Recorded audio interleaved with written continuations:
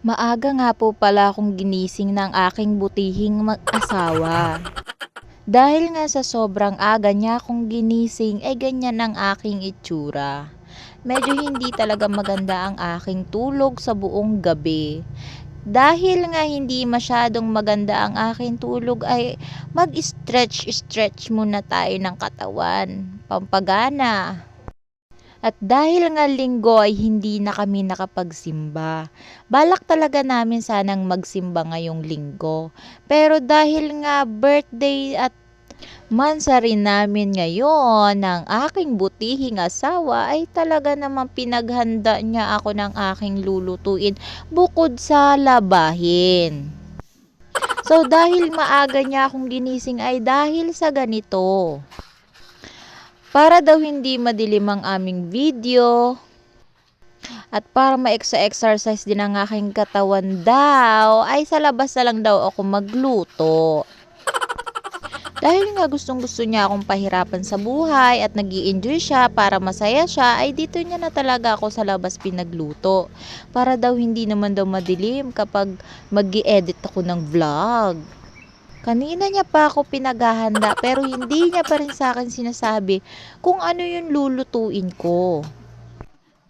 Pati yung ate ko na padaan-daan sa gilid ay wala din talagang kaalam-alam kung ano daw yung pinagagawa ko sa buhay at bakit daw dito ko pa talagang trip magluto sa labas ng aming bahay.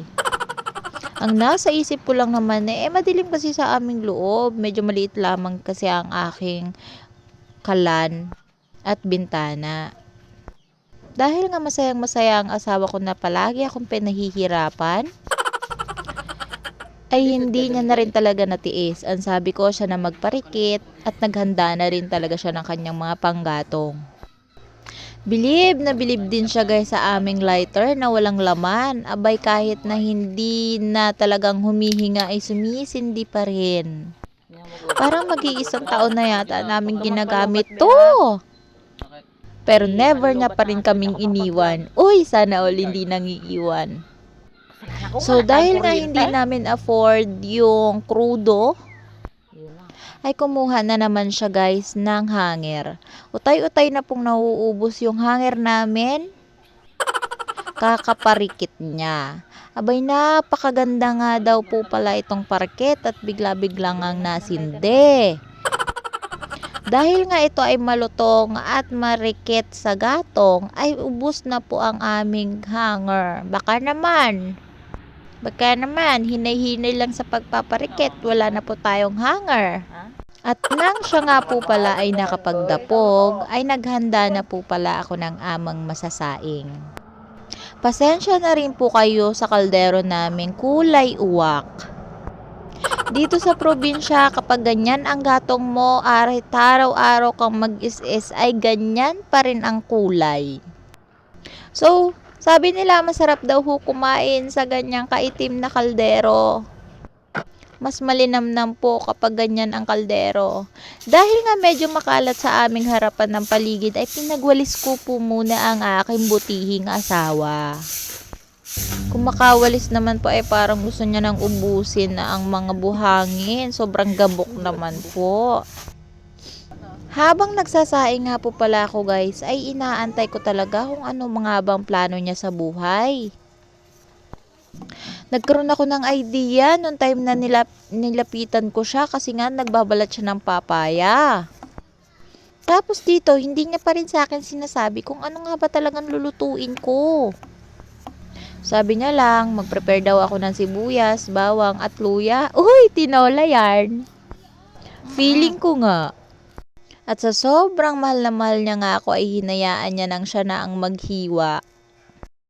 Di kalaunan ay pinagpainit niya ako ng tubig. Aba, dito sa oras na to ay nagtataka na ako. Parang nagkakaroon na ako ng idea kung ano nga ba talaga yung aking lulutuin.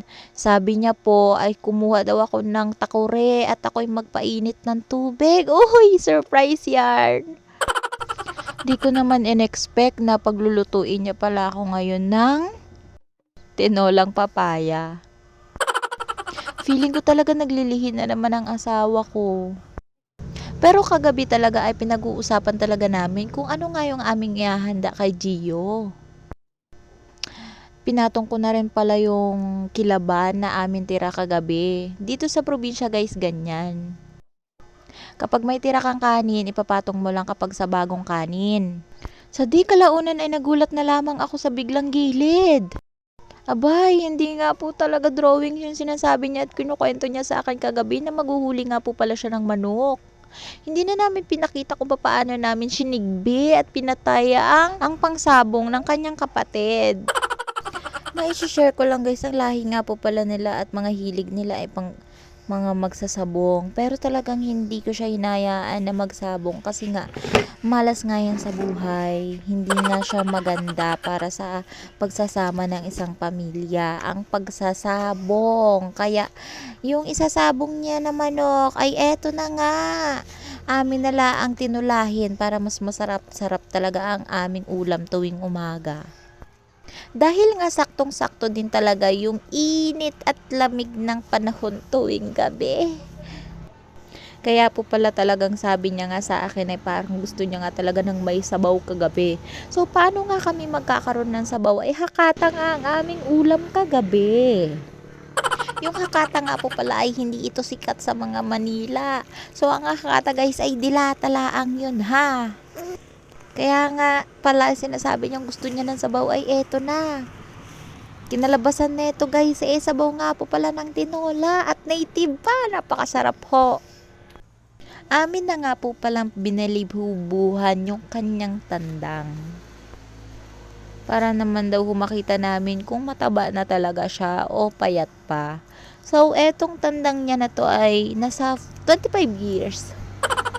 So, nasa 25 years na siya, kailangan din natin ng sobrang daming gatong. Baka naman magtanggalan ng ating mga ngipin, kakakagahat. So, pagkatapos nga mabalihibuan na ay kanya nang sinalang. Ang tawag nga po pala dito sa amin yan guys, ay pinatitiktikan. Ibig sabihin nun, yung mga maliliit na balahibo ay sinisunog para kapag ginisa siya or niluto siya ay hindi naman pangit tignan kapag kakainin. Habang ginagawa niya nga yung mga bagay na gano'n ay ako ay naghanda na rin ng mga sibuyas na pangrikado. Nagayat ko na rin po ang papaya at eto na nga po ang sibuyas na po ang aking ginagayat. Para habang nagkukusi siya at nagtatadtad ng manok ay ako ay piniprepare ko na rin yung mga sangkap na gagamitin namin para sa masarap na tinola namin. Naggayat na rin ako guys ng luya. Dito binabalatan ang luya guys ha. Pero kapag medyo mura na yung luya, ay hugasan mo na lang. Tapos gayatin mo ng pa-slice or bahala ka na kung anong sukat ng luya na gusto mo. After so many years nga po pala ay nakagawa na rin ako ng aming pangrikado. Merong paminta, sibuyas, bawang at isang pirasong ampalaya. Kumuha na rin ako ng sili dyan sa paligid para mas masarap at malinamnam. Sa ilang taon nga guys na lumipas, ay hinanda ko na rin po ang kasirola at tubig na aking pagsisimulang tinola. Pinainit ko lamang po ang kasirola, sabay ko na rin po ang mantika. Pagkatapos nga uminit ang kasirola, ay sinabay ko na rin po ang sibuyas, bawang at luya. Igigisa lang natin yan guys, halu-haluin mo lamang hanggang sa maging brownish at maluto ang bawang, sibuyas at luya. At kapag mabango na, ay pwede mo nang ilagay aring karne. At kapag nga naging brownish na ang mga sibuyas at bawang, ay ilagay na natin itong ating tinolang karne. At kapag nailagay mo na, ay halu-haluin mo lamang yan guys. At isang kutsa. Isinasangkutsa po namin ang tinolang karne para hindi talaga siya malansa. Kasi guys, kapag hindi mo siya sangkutsa at niluto sa kanyang mga mantika, ay medyo malansa ang karning tinolang native na manok. Mga 20 minutes mo lamang siyang pakukuluan sa kanyang pinaka-steam na katas at mantika na konti bago mo siya lalagyan ng tubig. So, nilagyan ko na nga dito ng tubig guys kasi kulong-kulo na nga siya.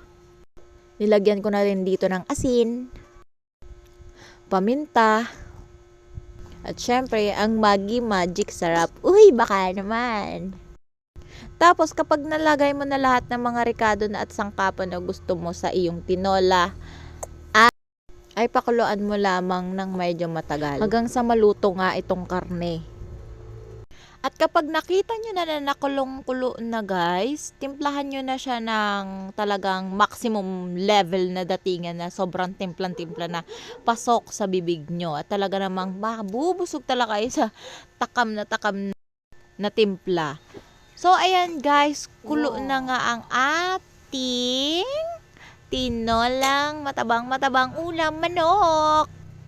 At kapag kumulo na nga ang inyong tinolang manok, ay pwede nyo nang ilagay ang mga dapat na rekadong dapat nyong ilagay. Mga gulay man yan o samot-saring gulay.